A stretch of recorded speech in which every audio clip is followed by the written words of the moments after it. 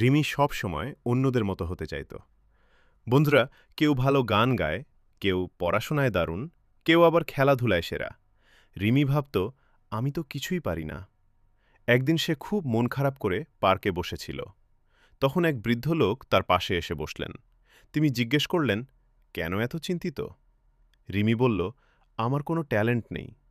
বৃদ্ধটি মুচকি হেসে তাকে একটি বীজ দিলেন আর বললেন, এটা রোপণ করো আর প্রতিদিন যত্ন নাও। রিমি বীজটি বাড়িতে নিয়ে গিয়ে রোপণ করল। প্রতিদিন পানি দিল, যত্ন নিল। কয়েক সপ্তাহ পর ছোট একটা গাছ বের হল।